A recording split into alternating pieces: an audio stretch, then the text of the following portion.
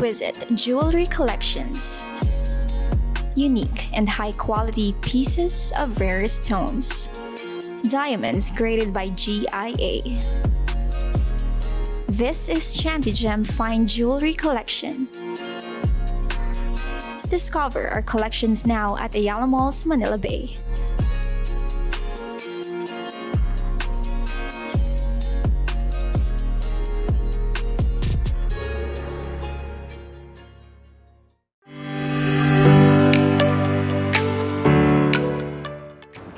Super stress ka ba this week? Ang daming ganap sa trabaho, di ba? Marami ring iniisip sa pamilya o sa love life. Well, thank God, it's weekend. Kung pagod o exhausted ka noong mga nakaraang araw, good choice talaga ang mag-relax ka muna.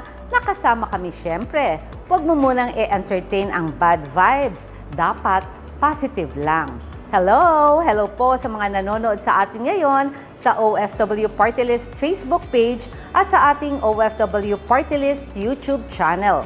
Huwag na po kayong mahiya at imarites nyo na ang ating live ngayon sa inyong families and friends dahil sisimulan na agad natin ang good vibes at good news sa programang Bida ang Serbisyo, Bida ang Updates, Bida ang papremyo at bida ang pagbibigay ng agarang aksyon at praktikal na solusyon.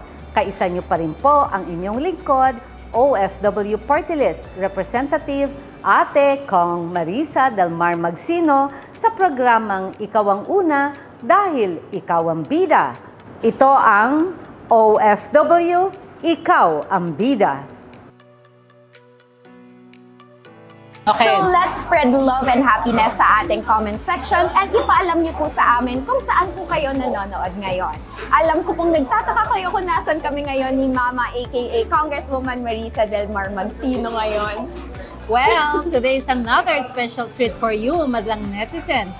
Every week, syempre, gusto namin na chill and fun lang din ang inyong weekend kasama kami. Dahil after a stressful week, deserve nating lahat na tumawa at magpahinga. Kaya naman, let's wait no more. Welcome dito sa Up Close and Personal with Ate Kong Marisa. So gaya ng sinabi ni Mama, we want to give you guys a very special treat this afternoon. Kaya naman nandito kami ngayon sa Romantic Baboy sa Ayala Malls, Manila Bay, Macapagal, Parañaque. Para pagbigyan ng isa na namang challenge na gusto niyong ipagawa sa nag-iisang Ate Kong Marisa. Mama, familiar ka ba sa trending na challenge, mukbang challenge? Ako, hindi masyado. Tingnan niyo. Okay, so syempre sasabihin muna namin ni Mama kung ano yung kakainin namin ngayon. Syempre nasa Romantic Baboy tayo. Favorite namin dito kumain nila Kuya. So we had beef, ayan, natapos na natin lutuin. Now we're having shrimps. Yan, grill lang po. Alam niyo guys, favorite ata ni Mama yung kimchi eh. Yes, of course. Favorite ko ang kimchi. So while eating, syempre, kinakailangan. Happy akong kumain habang ikaw ay busy. Magluto. Nagluto. Okay, ayan. So while eating, Mama, bakit hindi po muna tayo sumagot ng mga questions and concerns na sinishare sa atin ng mga madlang netizens sa ating Facebook page? Sure, no problem. Game tayo dyan. Kung ganoon, simulan na po natin ang tanungan portion dito lang sa Itanong Mo Kay Kong. First question ay galing kay Anonymous pala siya. Hello po, Kong Marisa. Ako po ay isang OFW sa Middle East at nagkaroon ako ng partner na foreigner. Kami po ay nagkaanak at 2 years old na po siya ngayon.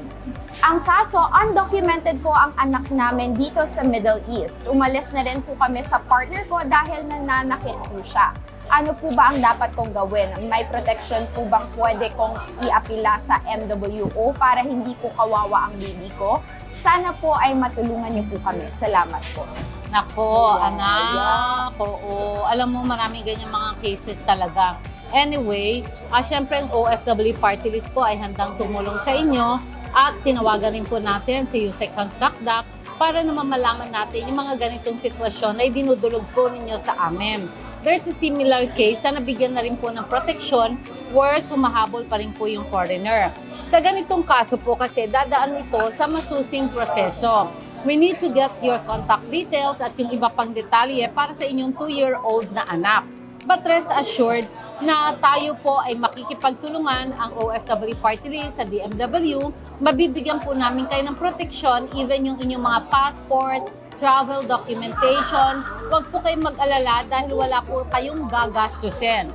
Ang OFW Party List po at ang DMW kasama po ninyo ay magtutulungan po kami paglalakad ng inyong mga dokumento, even po sa immigration para po mapadali ang inyong repatriation.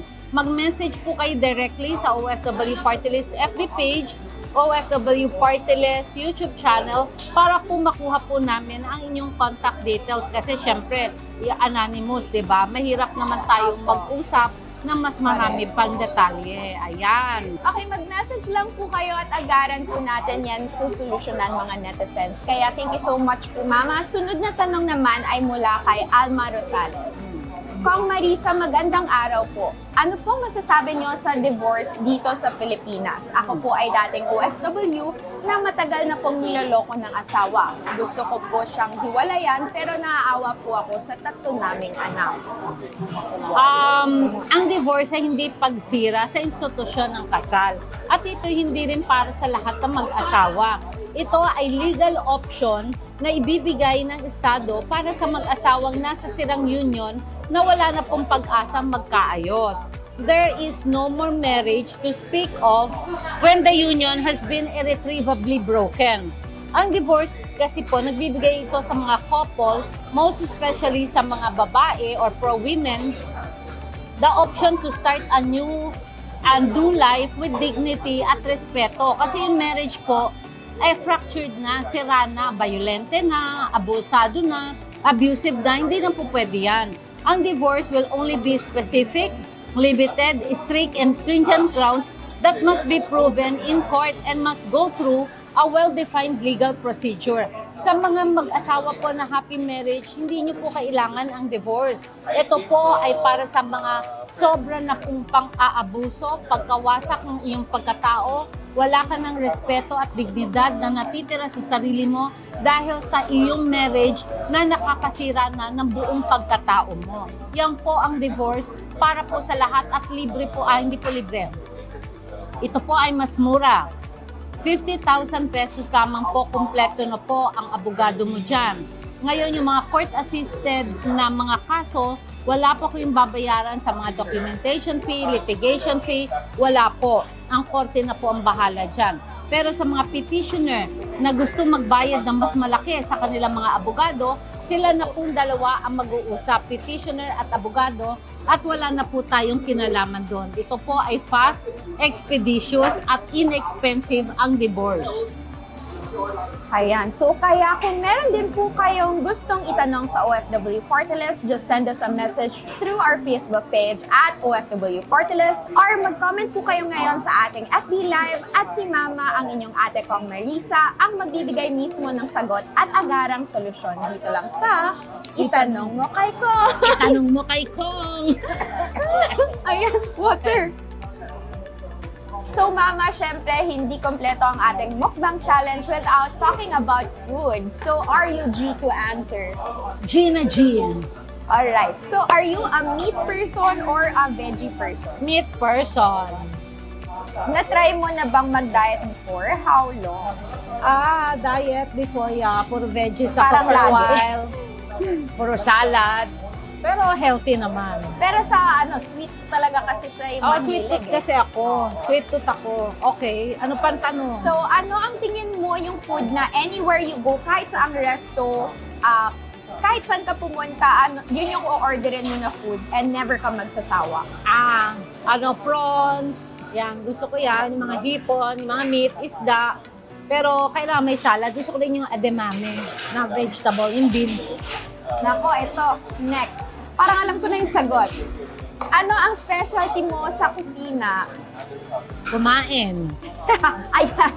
Alam nyo dati, nagkaroon ng instance na, magluluto siya sa kondo. Muntik kami masunog doon, sis!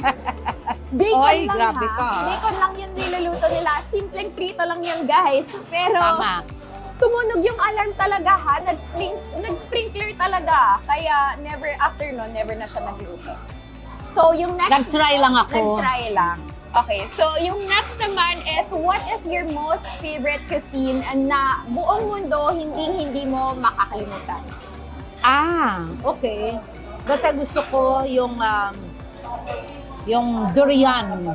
Correct. Kasi Ako forever din. yan, durian. Ako din. Kumbaga, kahit sa ang mundo ka pumunta, napakasarap ng Davao durian. Super, grabe. Super. Yung creamy pa, no? Oo, yung creamy, kahit Sarap. manipis lang siya, pero super sarap. At saka, expensive siya sa abroad, San Andres nga, mahal-mahal eh. Kaya sabi ko, nako, padala nyo na lang Dami ako. din yung health benefits kaya. So, Correct. Ayan. Kain ka. Sige, Okay ka lang.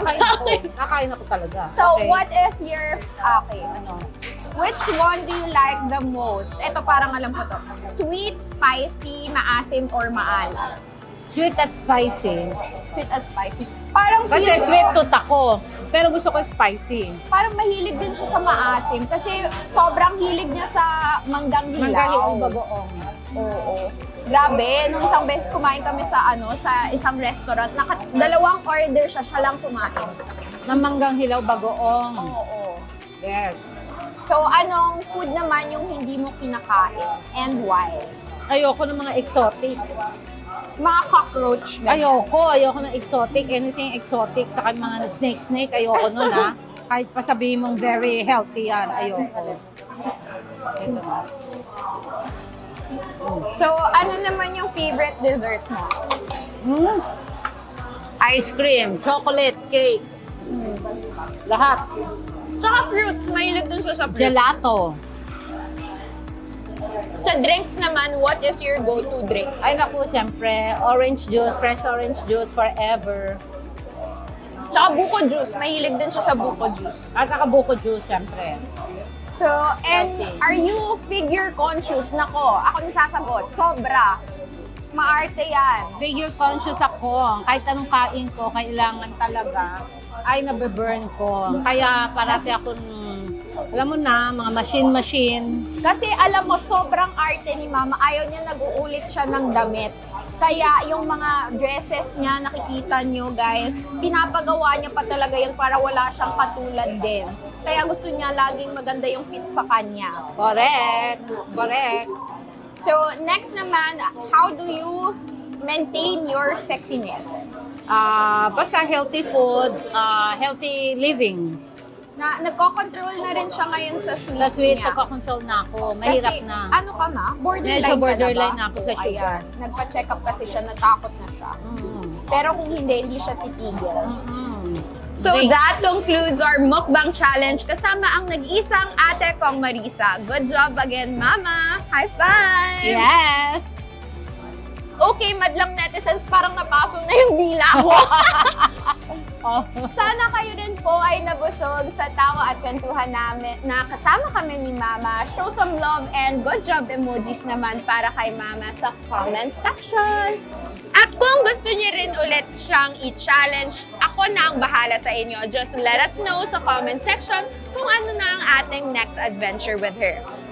Until next time, get to know Mama even more dito lang sa Up Close and Personal with Ate Kong Marisa. Isa sa aming adhikain, mas malawak na serbisyo para sa mga Bulakenyo. 14 na mga kababayan natin mula Giginto, Bulacan ang natulungan ng inyong OFW Party List kasama ang Department of Social Welfare and Development upang magkaroon ng kabuhayan sa ilalim ng Sustainable Livelihood Program. Sa kapital na 10,000 pesos na ibinibigay ng programa sa mga beneficiaries, kasama ang angkop na training, sila'y magkakaroon ng negosyo o kabuhayan para sa kanilang pamilya. Umaasa tayo na ang kabuhayang masisimulan sa pamamagitan ng SLP ay magbubukas pa ng mas maraming oportunidad sa ating mga kababayan at kanilang pamilya upang magkaroon ng mas matatag at mas masaganang kinabukasan. But wait! Serbisyo pa more para sa mga Bulakenyo. Bukod sa mga programang livelihood and welfare assistance at pagbibigay ng digital learning tools o tablets para sa mga kababayan natin sa Bulacan, inumpisahan na rin ang infrastructure projects, hatid ng OFW Party List sa Hangonoy, Bulacan. Personal na binisita ni OFW Party List Representative Marisa Del Mar Magsino ang ating mga kababayan sa barangay ng San Roque, Hangonoy, Bulacan. Personal na binisita ni OFW Party List Representative Marisa Del Mar Magsino ang ating mga kababayan sa barangay ng San Roque, Hangonoy, Bulacan para sa inauguration ng river protection structure na hatid ng OFW Party List sa community. Sa tuloy-tuloy na pakikipag-ugnayan natin kay Congressman Donnie Domingo, inaasahan po natin na sa pamamagitan ng infrastructure project na ito, maging mas ligtas ang mga residente ng lugar mula sa mga pagbaha, lalo ngayong tag-ulan. Dahil para kay Ate Kong Marisa, hindi lang dapat aksyon, kundi serbisyong may kasamang proteksyon ang hatid namin sa inyo. Samantala, hindi lang kaligtasan ang gusto ng OFW Party List para sa inyo. Dapat ligtas at may seguridad din pagdating sa hanap buhay. Kaya naman tinulungan ng inyong OFW Party List ang 200 na kababayan natin mula San Simon, Pampanga na magkaroon ng panawid kabuhayan sa ilalim ng tulong panghanap buhay sa ating disadvantaged o displaced workers o mas kilala bilang TUPAD program. Kasama ang Department of Labor and Employment Region 3, ang ating mga masisipag na chapter leaders and members at ang opisina ni Mayor June J.P. Ponsalan Jr., marami po tayong napangiti at natulungang makapaghanap buhay bilang mga street sweepers sa kanilang mga lugar. Mula Pampanga, lumipad din tayo pa Batangas upang hatiran ng tulong panghanap buhay ang ating 200 beneficiaries mula Mabini, Batangas at 206 beneficiaries naman mula Lobo, Batangas. Sa pamamagitan ng 10-day emergency work na ito sa ilalim ng TUPAD program, ang ating mga kababayan ay mabibiyayaan ng pandagdag pantustos para sa kanilang pamilya. Kaya naman kami po ay nagpapasalamat sa Department of Labor and Employment Region 4A, sa ating mga maaasahang chapter leaders and volunteers, kay Mayor Nilo Villanueva at kay Mayor Lota Manolo para sa umaapaw na suporta upang maging posible at matagumpay ang ating programa para sa ating mga OFWs, OFW families at OFW communities. And to wrap up or bida highlights for this week, ito pa ang isang good news para sa inyo.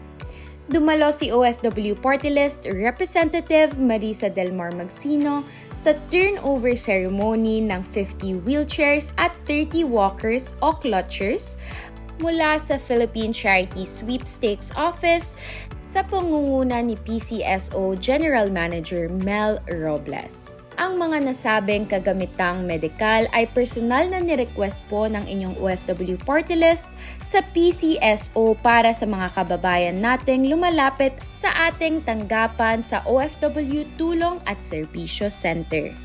Ang mga programang pangkalusugan tulad ng pamamahagi ng medical equipment ay isang mahalagang bahagi po ng mga programang inihahatid ng OFW Party List. Sa patuloy na pakikipagtulungan ng mga ahensya ng gobyerno, hangad po nating makapagbigay pa ng mas malawak na programang pangkalusugan para sa ating mga kababayan. Dahil para sa OFW Party List, kayo po lagi ang bida.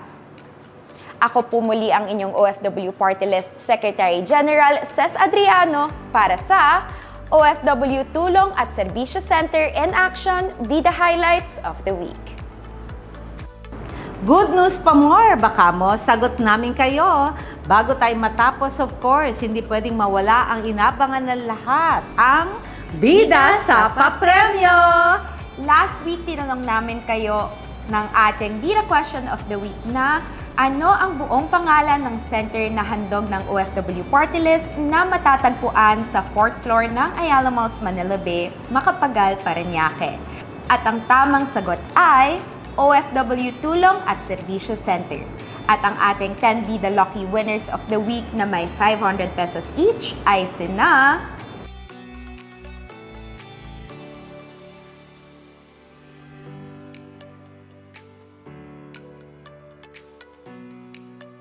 Congratulations sa ating 10 Be the Lucky Winners ngayong linggo. Totoo ngang napakaswerte ninyo dahil kayo ay makaka-receive ng 500 pesos each mula sa OFW Party List at sa inyong lingkod, Ate Kong, Marisa Del Mar, hashtag blessed talaga, diba? Or blessed talaga, diba? Magme-message po sa inyo ang aming OFW Party List team para malaman ninyo kung paano makukuha ang inyong premyo. Kaya naman madlang netizens, OFWs all over the world, don't lose hope. Kung hindi kayo nanalo ngayon, brace yourselves at sagutin na ang ating Bida Question of the Week na anong tawag sa challenge na ginawa kanina ni Ate Kong Marisa? Huwag nang magpatumpik-tumpik pa at sagutin na ng tama ang ating Bida Question of the Week. Malay mo, this is your moment to shine para maambunan ng 500 pesos. Abangan mo rin kung ikaw na ang isa sa 10 Bida Lucky Winners dito lang sa Bida sa Papremyo! Magkita-kita tayong muli next week, same time, 5 p.m. sa ating OFW Party List FB page at OFW Party List YouTube channel kung saan bidang serbisyo, bidang updates, bidang papremyo at bidang pagbibigay ng agarang solusyon at praktikal na solusyon. Ako po ang inyong kakampi at kasangga, OFW Party List, Representative Ate Congresswoman Marisa Del Mar Magsino at syempre kasama ang aking napakaganda at very hardworking na OFW Party List Secretary General, social media influencer, ang aking beautiful daughter, Ces Adriano, na nagpapaalala sa inyo na palagi OFW, ikaw ang bida! Bye everyone! po. Have a See you blessed next weekend! week. Ingat po tayo! Ciao!